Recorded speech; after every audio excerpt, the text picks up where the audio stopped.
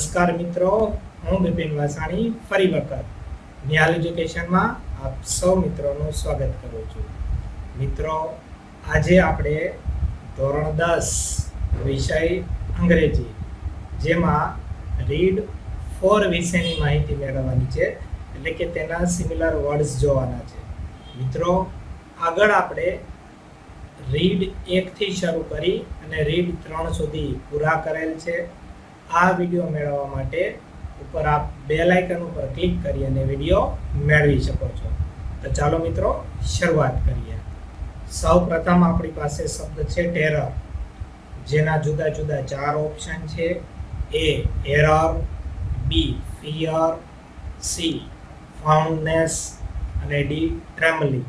હવે એના અર્થ તરફ જોઈએ છે તો ટેરર એટલે આતંક, એરર એટલે ભૂલ, ફિયર એટલે ભય અને ફાઉન્ડનેસ એટલે શીખ અને ટ્રેમ્બલિંગ એટલે ધ્રુજારી. તો આપણો જે સાચો જવાબ છે તે બી ફિયર થશે. બીજો શબ્દ છે આપણી પાસે સીવર, જેના જુદા જુદા 4 ઓપ્શન છે. એ શાઉટ, બી રન, સી ટ્રેમ્બલિંગ, ડી લાફ. હવે તેના અર્થ જોઈએ છે તો સીવર એટલે ધ્રુજારી, શાઉટ એટલે બૂમ પાડવી, રન એટલે દોડવું, ટ્રેમ્બલ એટલે ધ્રુજવું અને લાફ એટલે હસવું. તો આપણો જવાબ જે છે એ સી ટ્રેમ્બલ આવશે. ત્રીજો શબ્દ આપણી સામે છે મેનેજર, જેના જુદા જુદા 4 ઓપ્શન છે. A deal for, B look at, C look into, D deal with. હવે તેના અર્થ જોઈએ તો મેનેજ એટલે વ્યવસ્થા કરવી, ડીલ ફોર એટલે માટે વ્યવહાર, પછી લુક એટ એટલે જોવો, લુક ઇન્ટુ એટલે તપાસ અને ડીલ વિથ એટલે સાથે વ્યવહાર. તો આપણો જે જવાબ છે તે ડી ડીલ વિથ આવશે. ચોથો શબ્દ આપણી સામે છે અવોઇડ, જેના જુદા જુદા 4 ઓપ્શન છે. Keep away from, keep into, keep for અને કીપ વિથ.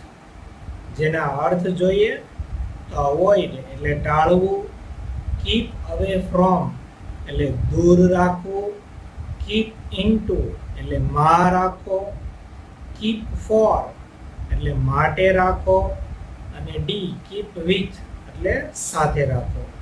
તો આપણો જે જવાબ છે તે એ કીપ અવે ફ્રોમ આવશે. આપણી સામે 5મો શબ્દ છે પ્લીઝ, જેના જુદા જુદા 4 ઓપ્શન છે. એ આર્ગ્યુ, બી ઓર્ડર, સી બેગ અને ડી કમાન્ડ. તો જોઈએ તેના અર્થ. પ્લીઝ એટલે આજીજી કરવી, આર્ગ્યુ એટલે દલીલ કરવી, ઓર્ડર એટલે હુકમ કરવો, બેગ એટલે ભીખ માંગવી અને ડી કમાન્ડ એટલે આદેશ આપવો. તો આપણો જે જવાબ છે એ સી બેગ આવશે. છઠ્ઠો શબ્દ છે આપણી સામે શોર્ટ, જેના જુદા જુદા 4 ઓપ્શન છે. A reserve, B join, C connect, D separator. તો જોઈએ હવે તેના અર્થ. શોર્ટ એટલે પ્રકાર, પછી એ રિઝર્વ એટલે અનામત, બી જોઈન એટલે જોડાવવું, સી કનેક્ટ એટલે જોડવું અને ડી સેપરેટ એટલે અલગ કરવું. તો મિત્રો, આપણો સાચો જવાબ આવશે ડી સેપરેટર. 7મો પ્રશ્ન છે આપણા માટે, એટલે કે 7મો શબ્દ છે કોરલ, જેના જુદા જુદા 4 ઓપ્શન છે. A fight, B peace, C argument, D beating. તેના અર્થ જોઈએ તો કોરલ એટલે ઝઘડો, પછી એ ફાઇટ એટલે લડાઈ, પીસ એટલે શાંતિ, આર્ગ્યુમેન્ટ એટલે દલીલ કરવી અને બીટિંગ એટલે મારવું.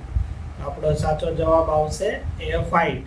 મિત્રો અહીંયા જે આર્ગ્યુમેન્ટ એટલે દલીલ કરવી એ પણ ખૂબ જ નજીકનો શબ્દ છે, પરંતુ કોરલ માટે આપણે ફાઇટ લઈએ છીએ. 8મો શબ્દ આપણા માટે છે પ્રેઇઝ, જેના જુદા જુદા 4 ઓપ્શન છે. A એડમોનિશ, B shout, C criticise, D admire.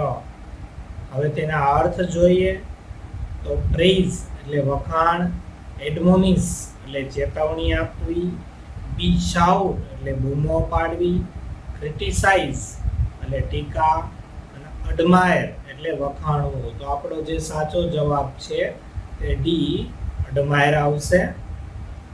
9મો અને છેલ્લો શબ્દ આપણા માટે છે ગ્રોથ, જેના જુદા જુદા 4 ઓપ્શન છે.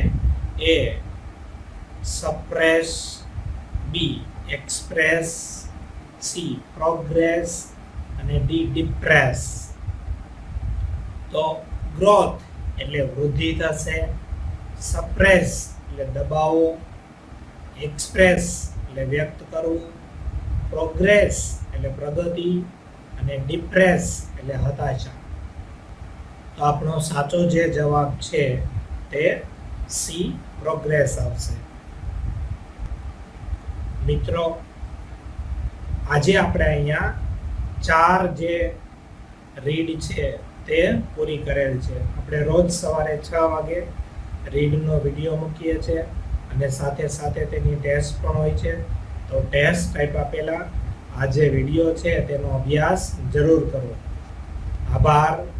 જય હિન્દ, જય ભારત.